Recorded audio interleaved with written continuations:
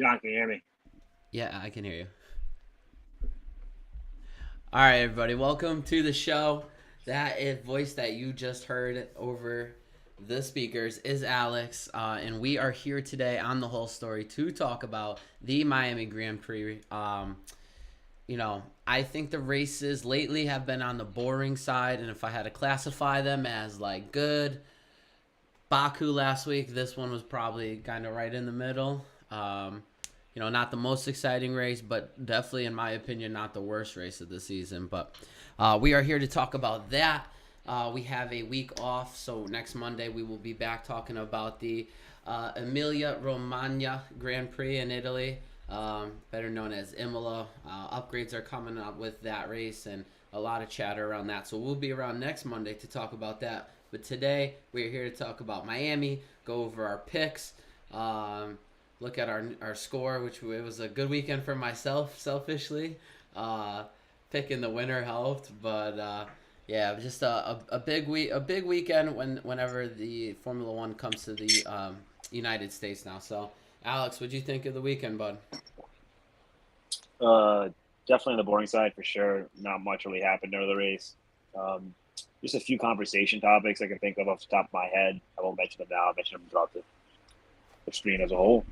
But yeah, America likes to do it big, I guess. And with all the celebrities coming in, I guess that kind of kept it a little interesting. But nothing much really happened over the weekend.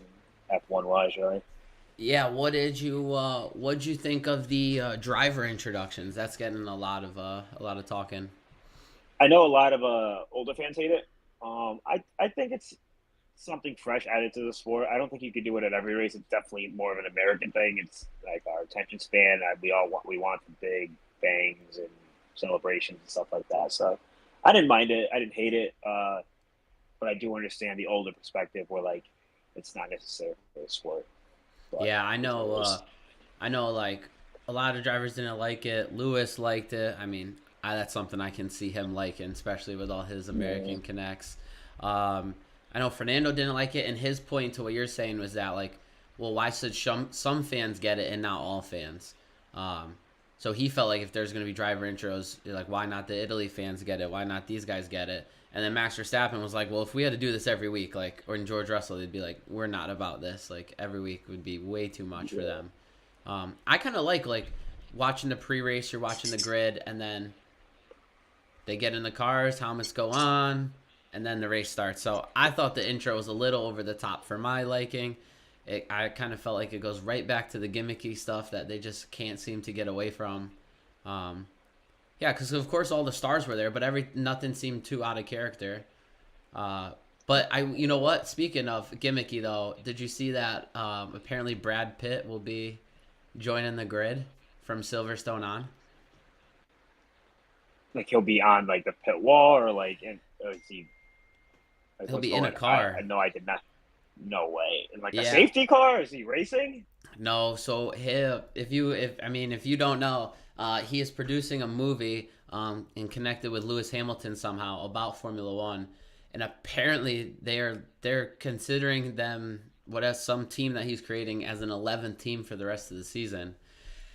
I think I it's I'm not I okay didn't know with about it. this at all.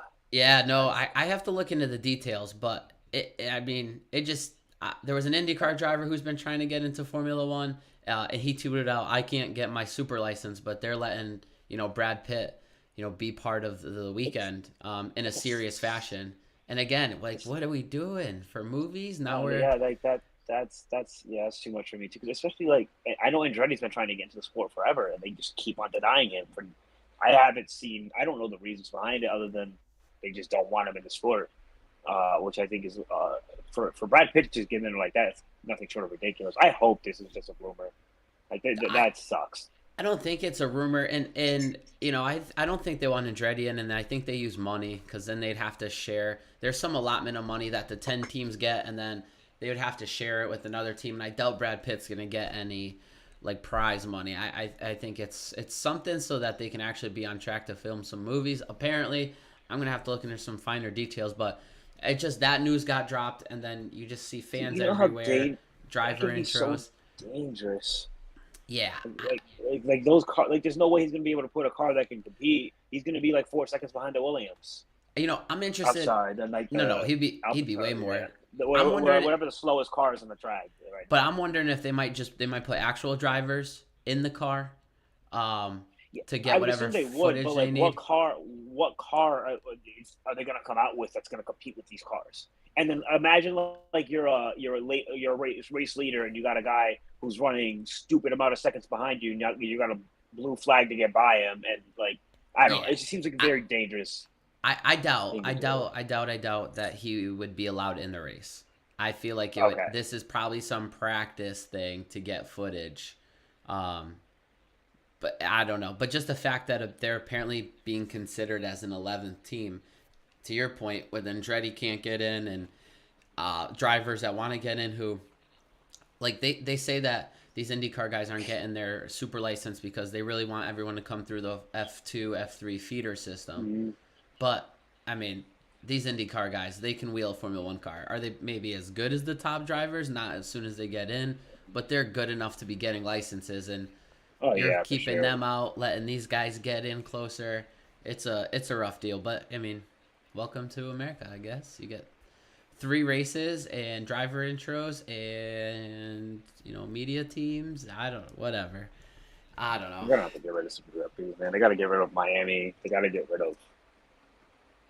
We'll see how Vegas goes, but I think Vegas is gonna be a gimmicky one too. I think Vegas is gonna be super gimmicky.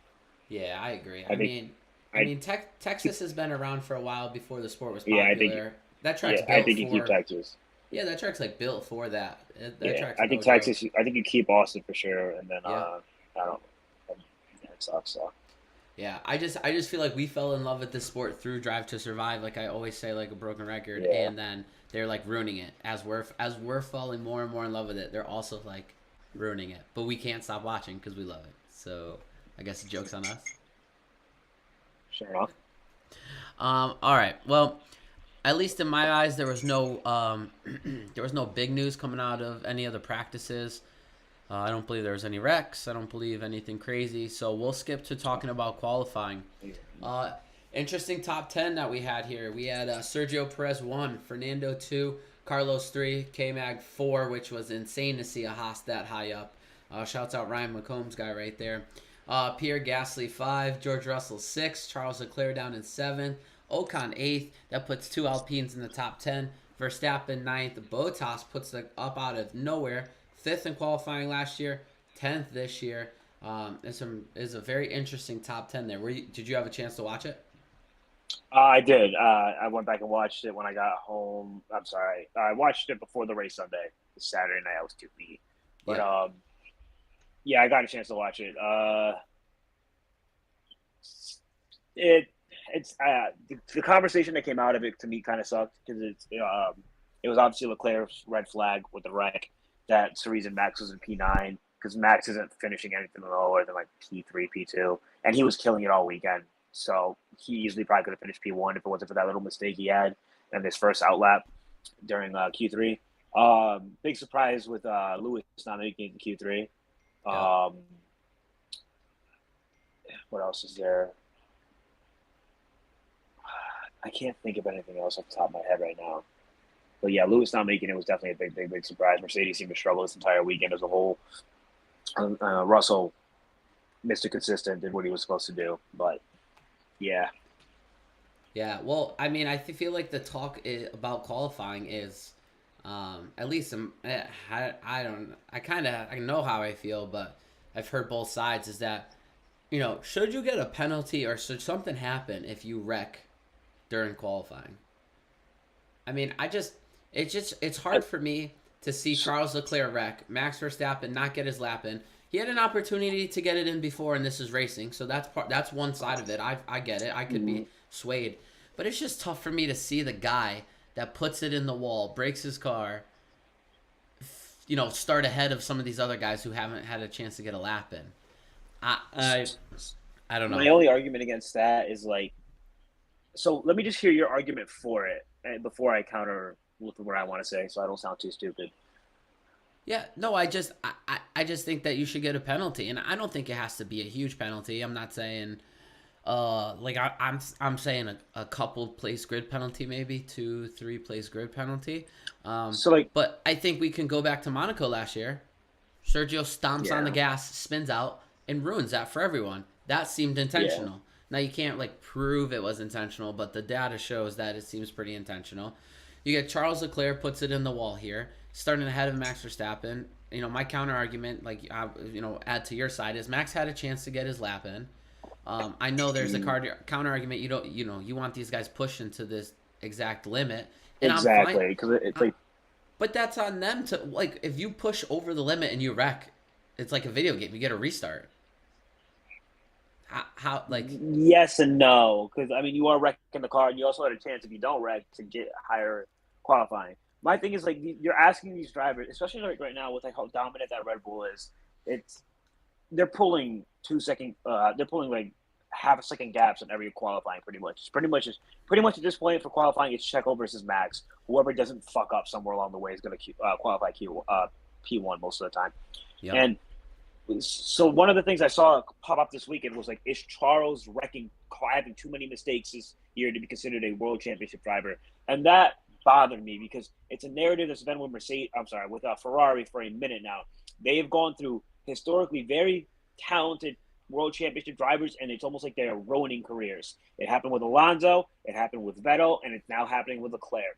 And it's not entirely Ferrari's fault. I get it. Red Bull's on another level right now with the car they're putting out, and Ferrari's trying to keep up.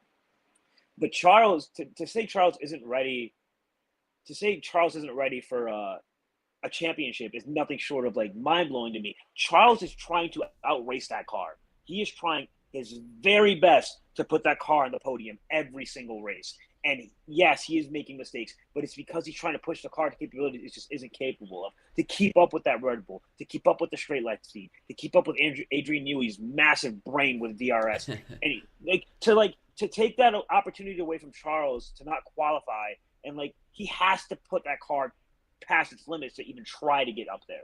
And like I do get it. Like yes he did wreck. Yes, it ruined it for some people who were behind him during qualifying, i.e. Max most likely.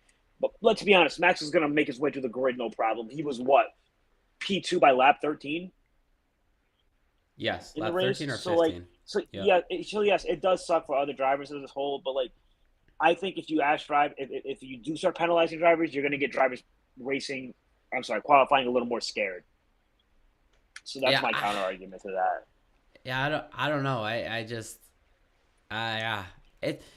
It's just tough Because for me to see him. Imagine Charles pulls off that lap, Yeah. or a But few then years ago, or But then he or a gets few years it. ago when Yeah. yeah, That's how but racing works. that's what I'm saying. What But he What pulls if off you? that lap. But like he wouldn't. I don't think he would even be pushing for that lap if he knew he was going to be penalized. Or Max, that magnificent lap that never was in Jeddah a few years ago. That would have never happened because Max was pushing that car beyond its limits. That was a beautiful lap, and he just wrecked it on the wall.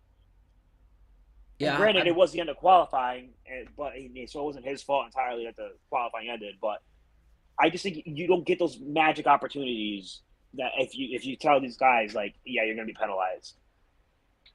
It feels like you're getting a little bit of a do over, and I just like in a In a race. way, but like In a Charles had race, a rough race. if Charles Charles had a wrecked rough it there race, in the and race, he's done. There's no. yeah, That's of it. course, I'll give you that. But they're not going to be pushing the cars like that in the race. And I think Charles also had a really rough race because of probably some underlying damage that was still there come race time. Yeah, I know. Charles post race said that the cars are very hard to drive on the limit right now, is what he said. And then Carlos kind of came out and was like, "Did he say that out loud?" And then Carlos was like, "Yeah, these Yeah. cars are definitely a little difficult to drive, um, with the current state that they're in.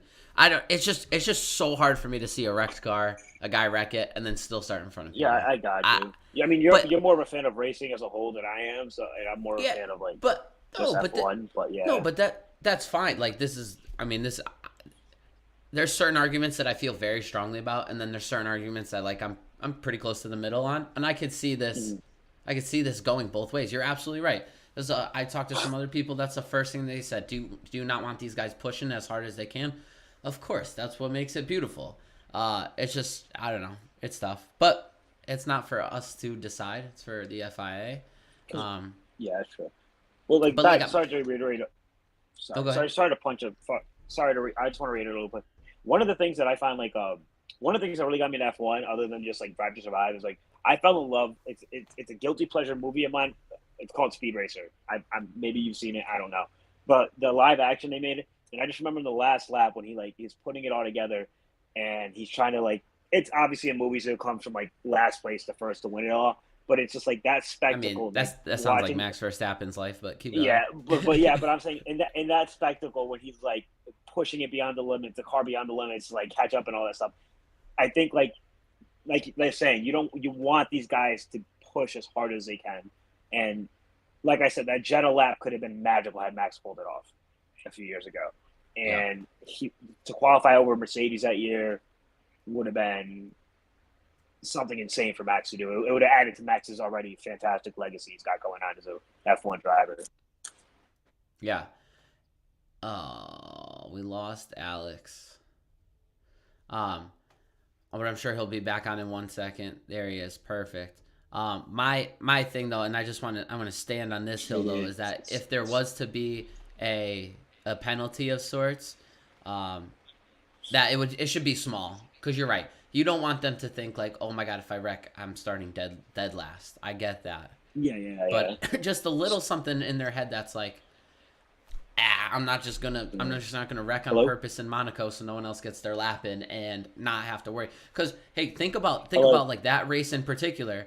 If Sergio steps on it, wrecks on purpose, and gets a 2-place like grid penalty and has to start, I don't know, 3rd place, that's basically the whole race, because Monaco has no passing whatsoever. So, just like I said, it doesn't have to be a big one, but like you can put some instances where a 2 to 3 place grid penalty would probably make a big difference on the whole entire day. So, but yes, other big news here.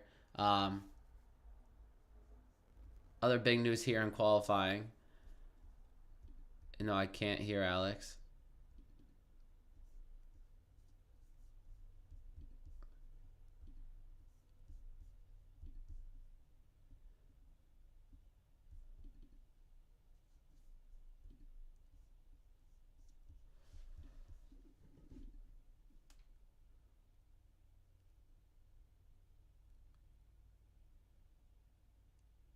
I definitely can't read that.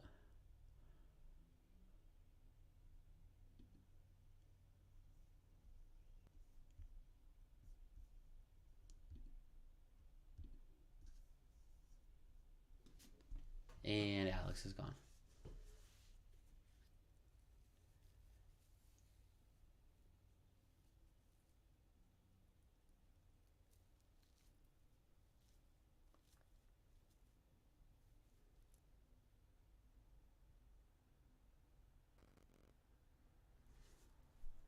Hello?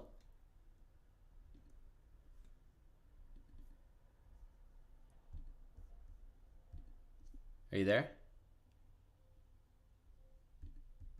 I can hear you. Can you hear me? Yeah, we're good now. Hello. We're Okay. good Okay. now. All right. So yeah, that's enough discussion about should there not be a penalty. Sergio starts on the lead. Starts in the lead.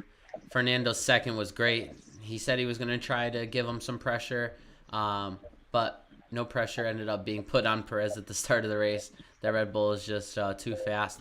As Alex mentioned, notable people in wrong spots. Lewis in 13th. Lando's in 16th. This is heartbreaking. Oscar's in 19th. All this so hard to see from those boys. Hopefully they get that McLaren turned around soon. But that was qualifying. That red flag ruined it. So how that qualifying ends work too is that I believe there was like a minute 30 left, a minute 36. And lap times were around a minute 30. So essentially, a guy would not be able to get out. He would have to go full speed coming out of the pits, 100% push lap to get to the line, which would be basically ruin his car. He wouldn't have a good qualifying lap. And then all the guys in the line, the guys in the back of the line wouldn't get it. So if it's close enough to the end, they cancel it. So if you're watching, like, why didn't they resume that minute 30 that was left? Because it was too close to the end of the session. So canceled it was. But race, here we go. Lights out and away we go. I don't think there was no crazy wrecks on the start, no crazy incidents. Lewis Hamilton got put 3 wide and kind of pinched, but he recovered. McLaren were the only two oddballs with a crazy strategy. I don't know why they thought going to softs would be a good idea. That lasted for about 4 laps, and then they pitted, and their day was over pretty much after that. Um, and then if you could help me out here, drivers, everyone was on mediums except Lewis was on hards, Verstappen was on hards. Wasn't Checo was Checo on mediums off the start Yeah, too? Checo was on mediums. Nico Hulkenberg was on hards, and Ocon was on hards. Um, so everyone on mediums except those 4 on hards. Race is getting situated, and as Alex mentioned earlier, within the first 15 laps, Max Verstappen on hard tires. So remember, hard tires should not be as good in the beginning of the race. They should be a better long run tire. Drives past a whole bunch of medium runners and puts that car into second. At that point, I kind of felt like the race was his. I don't know what you thought. Yeah, I remember the commentator was like, "It's like he's racing in the F1 video game on easy mode," and that's pretty much what it was. He was overtaking left and right, like it was easy. Too Yeah. dumb easy. And then what it kind of looked like, and this is this is my gimmicky part, all right, as I'll fully admit. These hard tires that they have are lasting very, very good. We saw them last essentially the whole race last week in Baku in ninth and 10th place with Ocon and Hulkenberg, and no one could pass them. And then Verstappen ran, I don't know, 57 laps was the race. He probably ran, what, 40? 46. I think it was 46? 46. Was that many? Something Yeah. like that. It was a lot. And now I've been saying the whole year that one of the parts that's going to make a race boring is one pit stop races. For sure. And sure enough, what did this race have? One pit stop. Everyone either went from medium to hard, or the few outliers went hard to medium. It limits your undercuts. It limits the different strategies. I don't know what you think, but I think these tires are almost too good this year. It's crazy because we would be complaining if they were blowing, if they were bad. But I'm over here being like, they're almost too good. Yeah, I can agree with you on that. I just, do you know what compound exactly they're running? Like, was it C2, C3, C4? I do not know what compounds exactly they were running. That's a good question. I should definitely start looking at that before every race. Just have more information on that. But no, I agree with you there. I think 2 pit stops. Even watching the race this week, I was thinking about what you had said, and I was like, I definitely think 2 pit stops make it a little more entertaining. You get a lot more different strategy. I think McLaren's strategy starting on the softs would have been so crazy had we had a 2 pit stop race.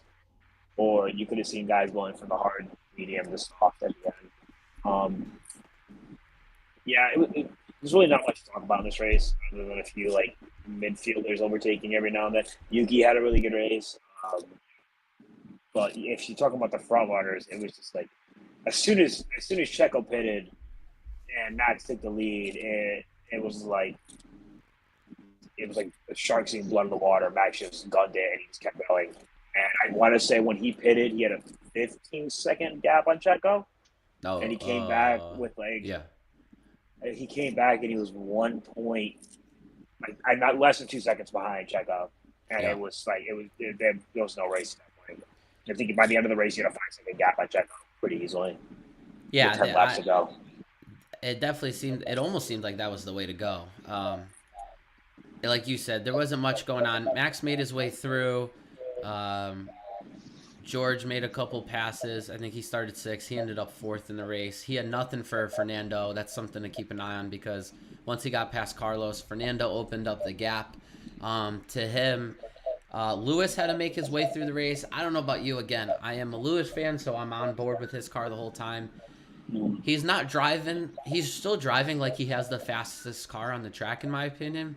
I think he needed to make a couple of those moves a few laps earlier, but I think he's used to like, I have the fastest car. No need to take any chance. I'll pass him next lap, and life will be fine. Yeah. And I was yelling at my TV for him to send it in a few of those things because I think it killed his time. And at the end of the day, with Carlos Sainz's 5-second penalty, he wasn't that far behind him for 5th. So, And then there was K-Mac had a good race. oh yeah, That, K that Mac. has that has he was giving Charles a lot of trouble. Oh, that's K Mac's style though, to never give up. You could see it too when he would pass him going into the last turn. I think it was like 16 or 17, whatever that last turn is. And the DRS detection zone was coming out of that turn. And like, so Leclerc's off the racing line. K Mac comes out of the corner, diamonds it, gets a good run off. And I'm like, he's going to get the DRS. I'm watching it. I knew it was going to come. Sure enough, sends it. K Mac, though, giving us something to watch. Ryan McCombs guy. That's all my dad kept saying all race. Was, oh, look at Ryan's guy. Look at Ryan's guy. So, yes, absolutely. K Mac putting up good stuff for It us was in the like in the it must midfield. suck for Charles in that situation too, because like that's what Charles was doing to Max in was it Baku last year Yep. or Jeddah? What I forget what race. Yeah, it was Baku, right? Yeah. And like just to have his own move used against him constantly must have been like so disheartening. Yeah. Haas is keeping up with a Ferrari. Who would Yeah. have And thought? with that with no like no nonsense there unless like there was qualifying damage that we don't know about like you said earlier. That was that was just kind of straight up. The Haas was keeping up with them. Alpine's a good day, 8th and ninth finish. Pierre ran a pretty good race. Esteban not bad. Esteban on the hard just didn't have the speed. K Mag's the last one in 10th there with points. I know I know on the radio afterwards, Toto hopped on and said that the strategy didn't work in their favor. I personally think the hard to mediums was the way to go. I don't know what you thought of that. That Mercedes seems to just struggle as a whole on the hard compound. It's been a thing since like last year. It doesn't matter what C2, C3, C4, whatever they're running on the hard. It seems like whenever they have the hard tire in it, just that Mercedes just does not like it. You don't think his first stint was good? I think his first stint was good, but it's like it's not. I guess it's just not what they're used to. Yeah. And I think a big problem with that Mercedes is just like they just getting the tires to temperature because it seems like they struggle getting them up. They'll get a little more longevity wise because it takes them a while to get to that temperature that it's in a good spot.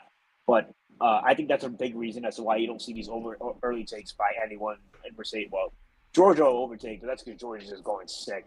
He doesn't care at the start of the race. But Lewis that is definitely a little more methodical with his overtakes, and that's why I think you see Lewis taking his time with his overtakes a lot more in the earliest into the race. And then towards the tail end of the race is when he really starts to make his way through the fields. It seems like that, anyways. Yeah, I just think if you look at the hard to medium runners, you have Verstappen went from 9th to 1st. Lewis goes from 13th to 6th. And then Lance Stroll, who had an abysmal qualifying, we forgot to mention that. They played that strategy all wrong. He also started on the hard. I believe he went from 18th to 12th. So it almost seemed like that was the way to go. I think again Lewis lost too much time in the beginning of the race behind those runners, but I think the hard to medium seemed like the way to go. I don't understand why Toto got on the wolf. Or Toto got on the wolf. Ayo. Toto got on the headset and said that strategy kind of bit him because I thought it was good. That's just my opinion. All the runners went hard to medium, advanced decent amount of positions. But I think Mercedes just want to try like stuff differently, just because like they realize that they're not going to win a race right now with what they have on their car. Yeah, so I think that they just want to be a little more ballsy. So maybe that's what Toto's referencing. But I do agree with you. I think they ran the right strategy. I thought it was good. That's why I don't get why Toto would say it was bad. I thought it was a good strategy. But how about Fernando Alonso? If you guys weren't watching the race, saw one of Lance Stroll's overtakes on one of the giant televisions, and then asked about it on the radio to confirm that he was watching one of the screens because there's no possible way he would see the overtake. It was not anywhere near his vision. But that's just what Fernando's doing right now. He's racing on another planet. He's all by himself on Sunday, and he's watching television and dating Taylor Swift. I mean, okay, dating Taylor Swift. That also shows that also shows the gap he has. Right now, Aston Martin is arguably the second fastest car, and it's just like okay, for a second, Max with a 5-second gap to Checo at all times, pretty much, and then a 20-second gap to Alonso. Alonso's just there bored out of his mind. He's like, I have time to watch. Yeah, I'm just impressed with Fernando. Apparently, what one race ruined it. Baku ruined it. I guess it's all third place finishes except Baku was a Well, fourth. yeah, he was 1/4. Yeah. Yeah, so that's interesting. I just respect where he's at. And Haas, speaking of just looking at the results here, Haas looked decent on the day. Nico's stint wasn't bad, like you said. K Mag was good. Yuki finished 11th. You're right. That's a pretty good race by him. Yeah. Botas probably one of his best 13th on the season, or He 13th in the hasn't. race. Yuki hasn't finished below 11th since the season started. He's been 10th, 11th, 10th, 11th, 10th, 11th. I'm pretty sure every race, and he's having a pretty good, quietly a good season. I know the points might suggest otherwise. I think he might be in 11th place because I'm pretty sure Norris is in 10th with like 5. But Yeah. Well, so let's go over that right now. Those driver standings. Got Max Verstappen first with 119 points. Sergio Perez second with 105, so he's 14 points behind Max. Fernando sitting in third, 75 points. So we've already fallen 35 point. No, excuse me, even 30 40. points behind. Sergio Perez for second, which that's rough. Okay. Lewis Hamilton sitting in fourth, 56 points. Carlos Sainz in fifth with 44. George Russell sixth with 40. Mr. Rough Weekend in Miami, Charles Leclerc, 7th place, 34 points. Lance Stroll, 27 points. Lando Norris is in 9th with 10 points. Pierre's in 10th with 8 points.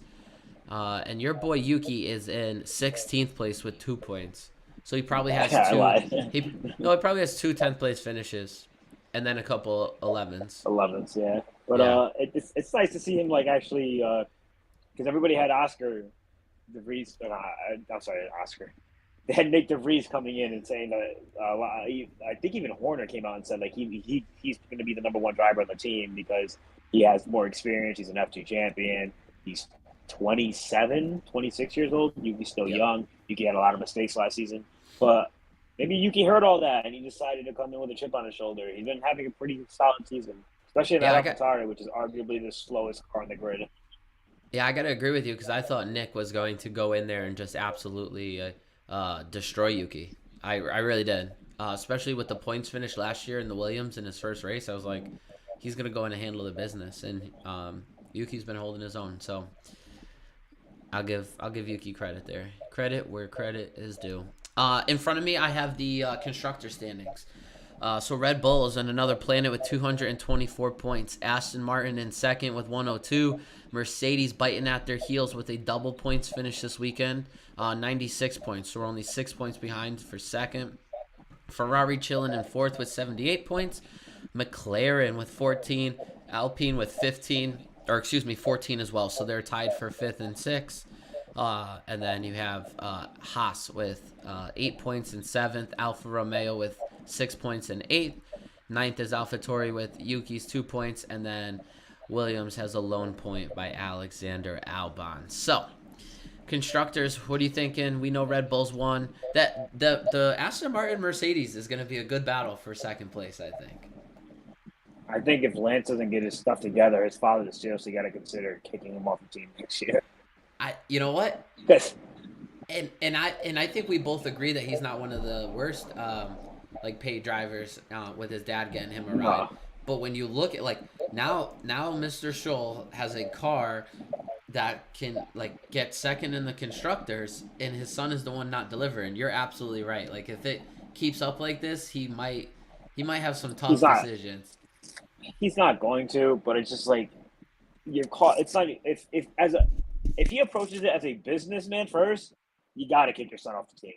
You got to put another driver there who can give you some solid points every week, especially when you're the second fastest car on the grid. There's no reason. Can you imagine like Lando in that thing this year? Oh my gosh, yeah, that'd be fun. Or even Gasly, because that would have been another Red Bull pretty much, or Albon, or like anyone. You could throw so many drivers in that car. It could have done so much better than Lance Stroll right now. And it's Red Bull 2.0, or it's last year's Red Bull car, and there's no excuse for Lance to not be finishing P6 or better almost every race, and he's just not performing.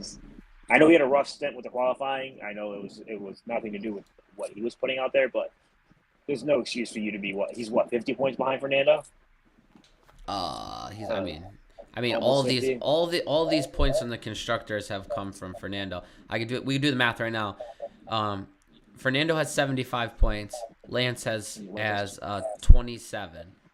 So So 48. he's He's 48 40 points behind. 48 Like, points. he Uh, really doesn't have the excuse to justify that gap. He's got the car. And if you put another driver there and they lose second in the championship, which is going to cost you money, it's going to lose you some money.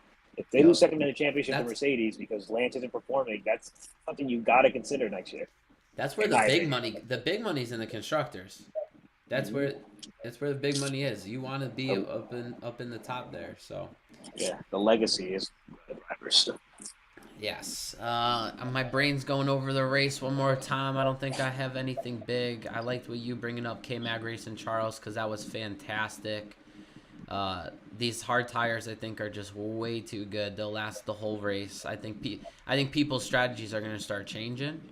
Um, Yeah, go from a hard to a soft. hard to a soft, hard to a medium. The only thing that's troublesome, right? And I really thought about this week is let's go back to Baku last week. Um, Mm-hmm. I think it was all those dudes were on mediums basically. Then that caution came out and they went to hards for the remainder of the race, right? For a longer stint. Mm-hmm. If you're on a hard to start though, and that early caution comes out where everyone else pits, you Yeah. can't throw on hards. You have to throw on. Or you don't have to pit at all, which means you're gonna get screwed because you're gonna have to pit and these guys are gonna maul you, or you're gonna throw on mediums and the stint's gonna be too long for mediums. So as my gut wants to be like go more hard to medium if we're gonna continue this one stop race game, it is a little bit dangerous. Um, because when that caution comes out, it could put you in a pickle. So that's just one thought of mine. But I do like the hard to medium, hard to soft strategy. I wanted to see Red Bull go to softs at the end of the race. I knew they wouldn't, but I kind of wanted to see it. Um, I would have that liked to lap, see it only because I want to see what that lap time would have been. oh my! First of all, I'm watching on board with Lewis, and he's like, "Should I go for the fastest lap?" And they're like, it's whatever. Is minus point 0.8 on his delta. So whatever his target lap time was on his steering wheel, it was point 0.8 faster, which is almost ridiculous.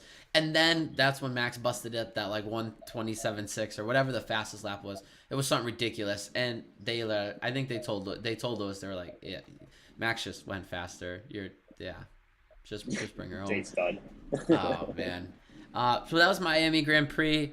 I I'm will say this: like, I was disappointed in the Ferrari because, like, I was hoping Ferrari would stay behind close to the Red Bulls because after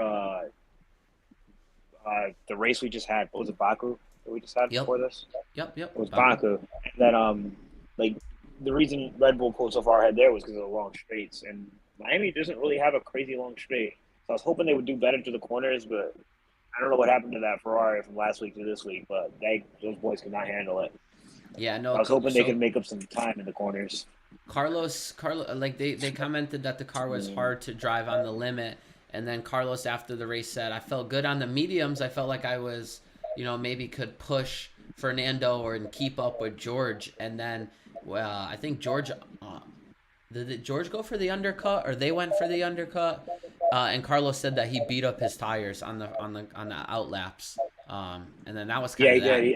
that. I think he said the first 3 laps were like brutal for him because he had to push so hard, and then he just Yeah. messed up his tires for the rest of the race. Yeah, because I'm telling you, like Lewis was coming to take that fifth spot from him.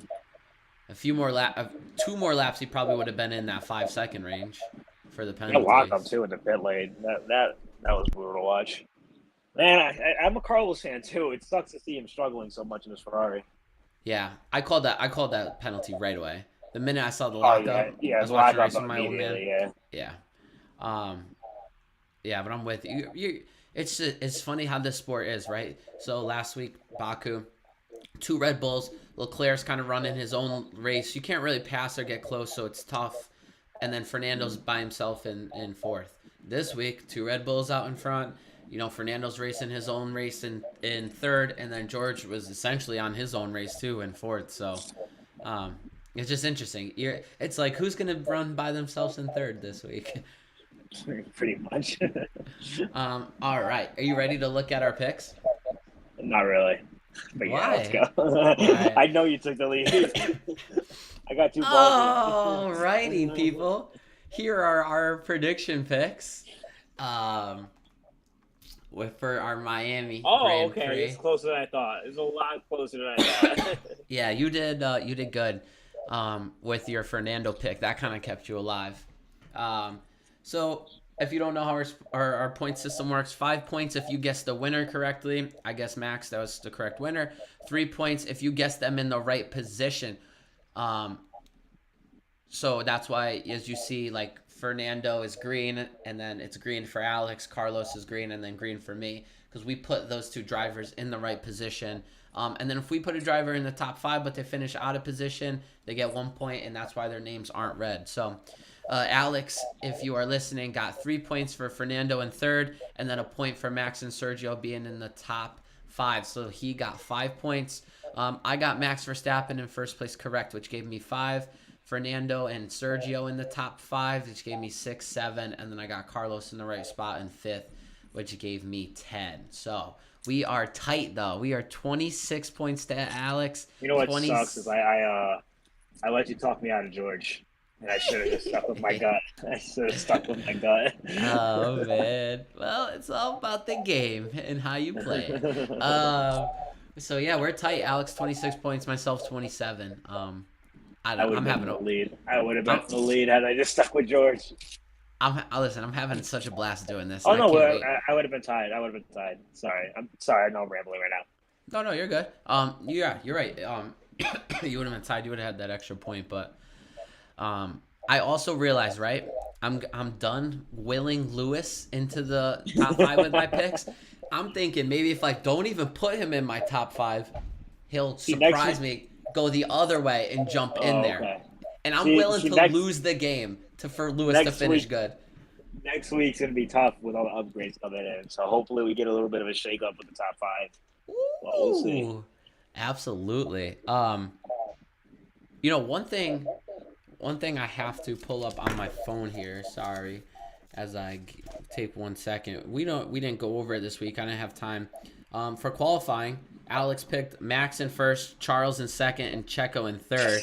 So that was extremely wrong. As you know, Max qualifying ninth, Charles qualifying seventh, and Checo qualifying first.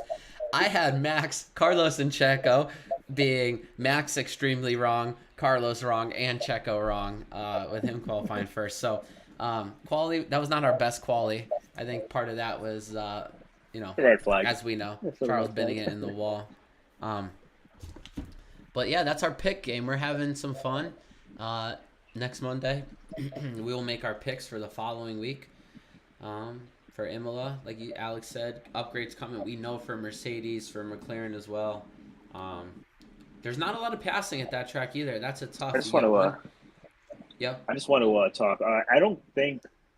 I think we both keep on thinking this idea that either Max or Checo's not going to finish the race. I don't know if a Red Bull hasn't finished the race this season. Yeah, I know. But so the problem is we make our predictions on Monday.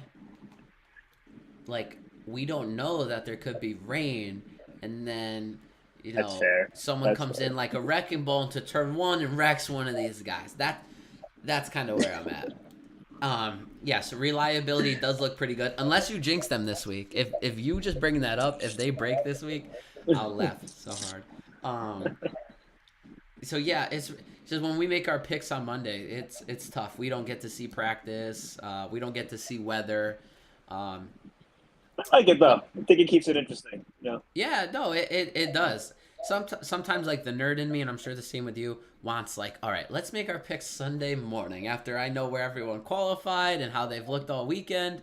But then like just sitting down and watching the race on Sunday and being like, all right, these are my drivers. Let's see how it pans out between me and Alex. I'm with No, you. I remember you texting me Saturday, and I was in Boston or whatever for what I was doing, and I'm looking. You said qualifying was interesting. I was like, I didn't get a chance to watch it, and I just like Googled really quick what qualifying was. I'm like, what the heck happened? So like so when if I miss the race, right, Sunday morning, let's say the race is Sunday morning and I miss it, I give my phone to my wife all day. Like I give her Okay. the phone because people will text me, you'll text me, someone will text me, and I don't want it ruined. So I don't even have my phone on me, or I've like just how like we're so programmed to our phones, pull up Facebook, Instagram. I've done Yeah. that before and saw the winner and be like, what? So I don't even have my phone on me. So, but if I'm gonna text someone about something, I'm just gonna be like, I wasn't gonna be like, yo, Leclerc wrecked in qualifying. I was just like, Yeah. wait until you watch it, and then if you would watch it, you would have answered, and but you didn't, so you Yeah. answered the way you did. Um, yeah, because I didn't want to spoil that for you, because it was crazy, right? When you looked, you were Yeah. like, what Well, is yeah. that? So I had on the way on the drive home, I was on the aux, and I just threw on the F1 app, and I had to watch it. And then Hebe was in the car with me, and he also watches F1, so he's trying to Yeah, figure out what the heck happened. And I fast forward through most of Q3 until the very end because I wanted to see how Lance Stroll qualified at P18, and yep. then same thing with Q2. Kind of fast forward through most of it, and then I watched all of Q1, and I was like, oh, that explains a lot. Unfortunate for Lance, Max, and all them, but happens. Yeah, I watched it on the way home. Listen, it's part of racing. Yeah, and thankfully, without that qualifying, we would have missed like 10 minutes of our debating whether there should be a penalty or not. So Yeah, shouts out to Charles Leclerc giving us stuff to talk about always. So, content. you got any last minute remarks on the race? No. Hold on. How about what are your last remarks? Let me something. Oh, I got Alex. I always got remarks. Thank you for asking. United States does not need 3 Grand Prix. All right, that's my first I like remark. it. Let's chill out with all the show stuff and let's get back to racing, please. Um, Also, like, so I DVR'd. I missed like the first like 10 minutes. So when I got home, I pull up my DVR. I was like 3 hours ahead. They were starting pre-race stuff. I was like, of course, Yeah, because it's United States. Normally, they're not doing this. So yeah. let's calm it down a little bit. Poor Logan Sargent did not do well. All they did was hype him up, home race, and I was like, this is so much pressure on this dude who hasn't really performed that great, anyways. Five Yeah. races, man. Oh my gosh, the That is brutal. hometown kid, 18 miles, hometown kid, blah blah blah blah blah. I'm like, oh my, this poor kid really, this is not what he needs. 5 races in, finishes last. I felt bad for him. Um, and I really wish George and Max would have put on some boxing gloves and fought this weekend, but they didn't. So This weekend. Yeah, I think we're definitely missing Danny Rick for the show stopping in the U.S. Like, Pets always steal the show when it comes to the did U.S. I'm sure they he'll be showed around him for out? Texas. Yeah, They playing showed him during basketball with a kid, qualifying. right? Well, yeah, but they showed him during qualifying too, and the crowd went nuts. Maybe it was He's like if you great for the fast forward, sport. they showed That's him the in the thing. garage. Oh my god, it was amazing. That's the thing that I feel like a lot of like older fans aren't gonna really appreciate and stuff. Like, so many people are bashing Danny Rick because how he performed at McLaren. I think Danny Rick is definitely still a driver that deserves to be on the grid. Maybe not a top team right now, unless he proves himself otherwise. I think put him in a midfield team, but he performs.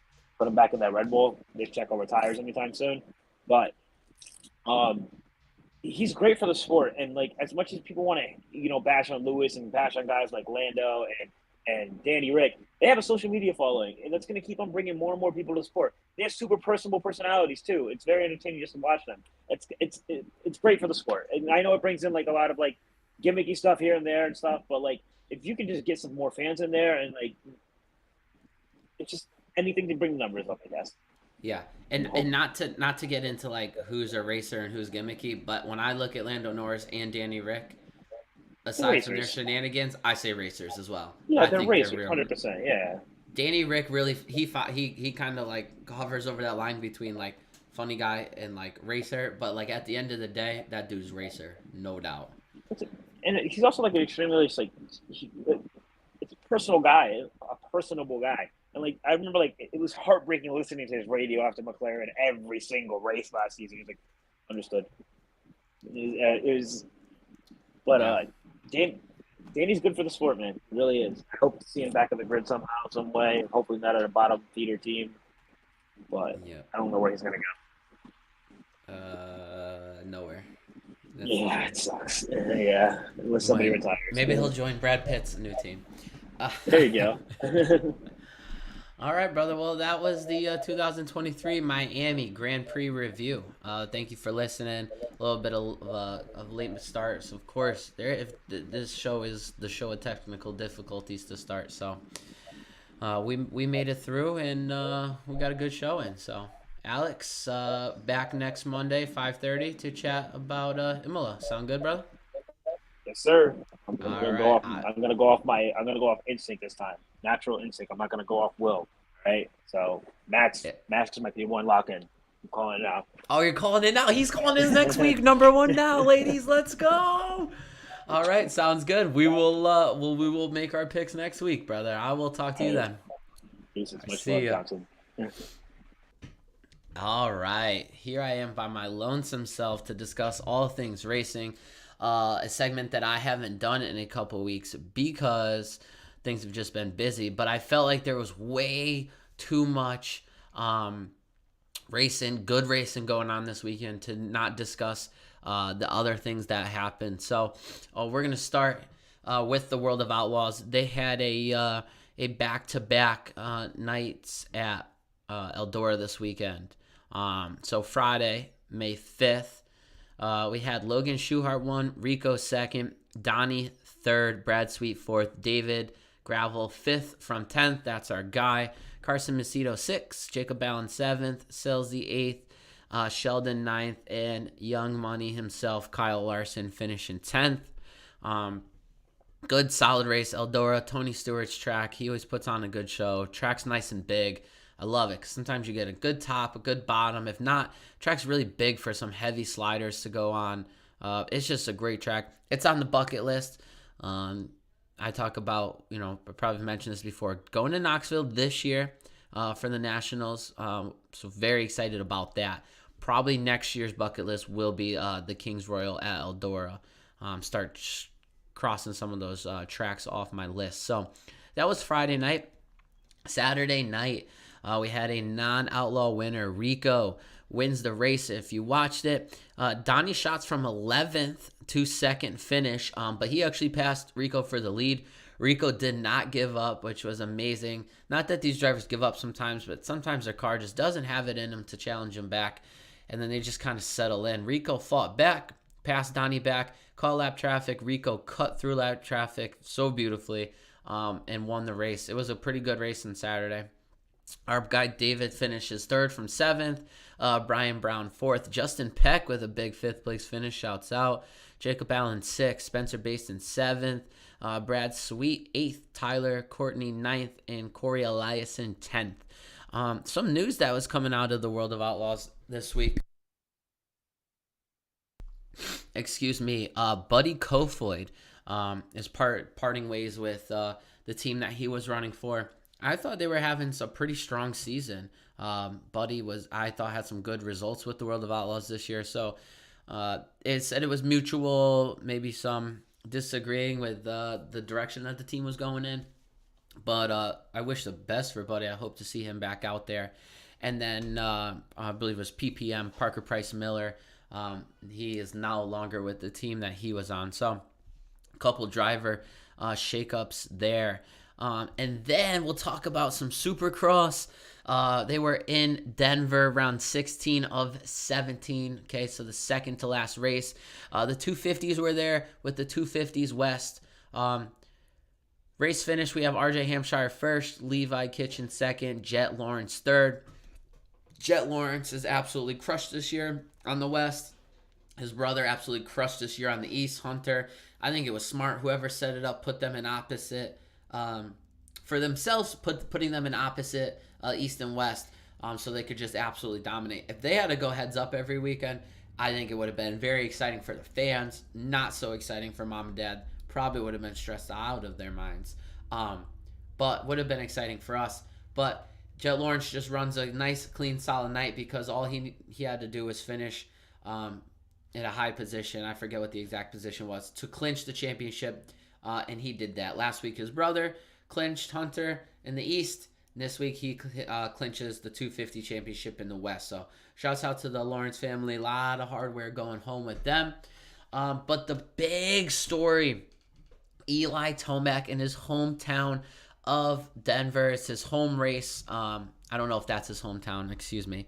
I know he's from the state of Colorado. But it was the home. It was the home race. It was one of those things when he passed for the lead or he made a pass, the crowd would literally stand up as he's going down whatever straightaway or portion of the track cheering. It was you could hear it through the television. The energy was nuts. It was really good to watch as he made his way through the heat race. He as well had such a big lead over Chase Sexton. Cooper Webb, his rival, out for the season. Justin Anderson out for the season. Justin Barsh out for the season. And Aaron Plessinger wasn't riding last night, excuse me, 2 nights ago either. So all Eli had to do with this big lead that he had was just finish. Basically, he would lock it up and everything would be good. But gate drop, he gets a great drop. Chase Sexton is a couple spots back. He's probably his biggest competition of the night. No crazy riding was going to go on. All of a sudden, Eli goes over a jump, looks down at his boot, lands, pulls off to the side. And if you know anything about these Supercross guys, they are as tough as they come. So much respect to them. So when they don't usually just pull out of a race. They'll finish a race banged up. You'll probably know something's going on by their performance lacking. Or they crash hard. You see a very hard crash. Bike's broken. They're flustered. Usually you don't see like a jump and land in like a guy. Eli ride off. Literally slow down. Rode right to the medical trailer. Come to find out during the race because a quick scan that he ruptured his Achilles. So he's out for the season. Excuse me. And what that did was that put Chase Sexton, who won the race, in the lead of the points.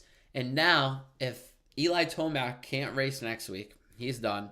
I believe Webb's still third in points. And then the next person, who I believe is Ken Roxon, who finished fourth in the race, is fourth in points. I believe. Don't quote me on that. But he there's not enough points that are be given for Chase to lose the championship at all. So I believe all he has to do is start, and he is your AMA Supercross champion for this year, which is crazy because a few weeks ago it was like, okay, it's just gonna be Eli and Cooper, and then Cooper gets hurt last week. All right, it's all Eli has to do is finish, and that's pretty much it. Now out of nowhere, Chase Sexton is gonna win this championship. Absolutely nuts. Chase has really started to develop those last couple races, not wreck so much. I think he reminds me of a young James Stewart with the speed and kind of the wrecks. That was like a young JS7 move, but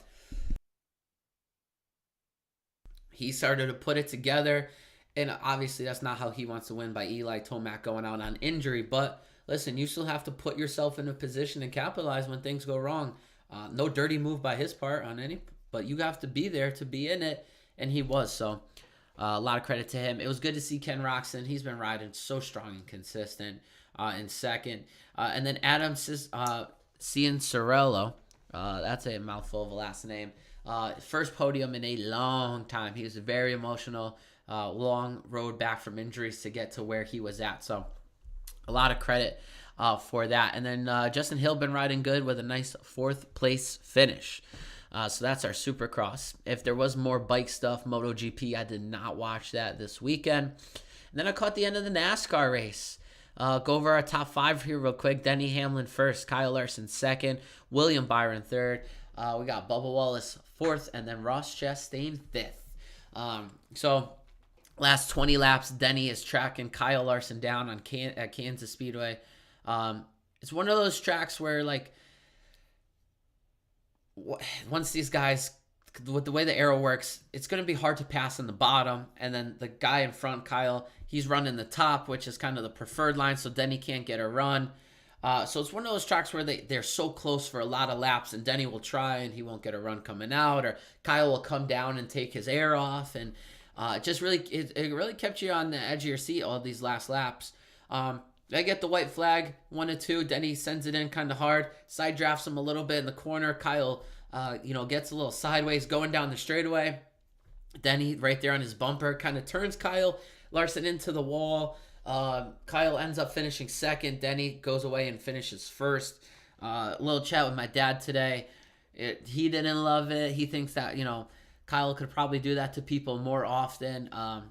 And I think Kyle's made some aggressive moves.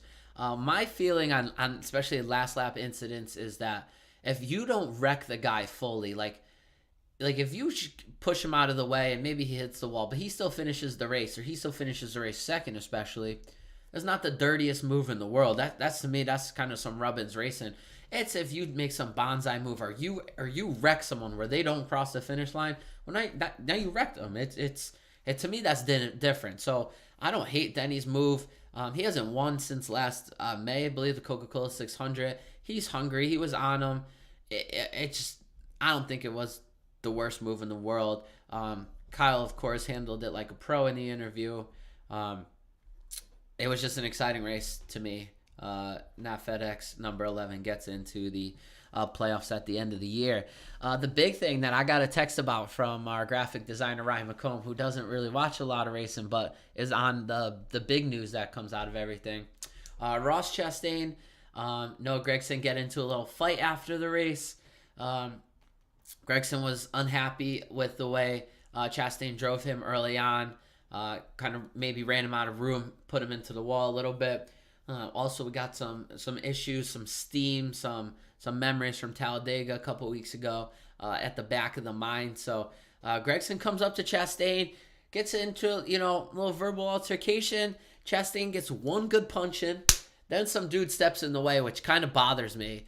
Because I think you either need to separate them enough from the beginning, or if one dude gets a punch in, you got to let the other dude get a punch in. This is just not fair. So I'm not a fan of that. We either got to separate them, or we got to let these dudes handle their business. Two grown men. I'm just, if I'm looking to see a fight, it needs to be fair. Not that Ross threw like a dirty punch, but he just got one punch in, and then bang, someone was in there messing things up. So, but that was the big news. You would think it would probably be Ross getting punched in the face after some of the stuff that's been going on, but someone came up to him. He's not dealing with it, and he threw out the punch. So that was the Cup Series. I will be honest, I know nothing about anything else. I know the truck race was on. Got results in front of me. Enfinger first, Heim second, Smith third, Stuart Friesen fourth, Ross Chastain fifth. I'm looking like Kyle Busch down in seventh there. Kraft in 11th. Haley Deegan 12th. That's a strong finish for her. And that's kind of how they ran there. So it was a pretty good weekend of racing. Again, if I had to say, like, Hungary last year went back to F1 was a really good race. Baku last week was like a very boring race. Miami I thought was okay, especially watching Lewis, making him come through the field and watching the strategy play out. I didn't think it was the worst race of the world. World of Outlaws has some good races. Highly encourage that you guys watch that. NASCAR, a last lap pass in NASCAR is always exciting. I think they're semi-rare outside of the super speedway. So, and then Supercross, you got Eli Tomac getting injured. Chase Sexton probably taking home this championship next week. So the racing world was exciting this week. I believe you're going to hear us on Spotify this week. That is the goal. Make sure if you're watching this video, like, subscribe. The channel would really, really appreciate it. I know I set a little goal for myself at the beginning of the Formula One season when we were restarting back this up that, if the consistency was there, that I was going to go for it. So get ready to be annoyed. Hear from our social media more. Make sure to go follow that. Like I said, you probably hear us on Spotify, but you're gonna see us out a little bit more. Hopefully, I'm gonna be taking these technical difficulties back a little further because it makes life difficult. But for you guys watching, I really appreciate it. The support I get from my family and friends every week. Thank you so much. I appreciate y'all. So we will see you next week, Monday, 5:30. Have a good one, everyone. Take care.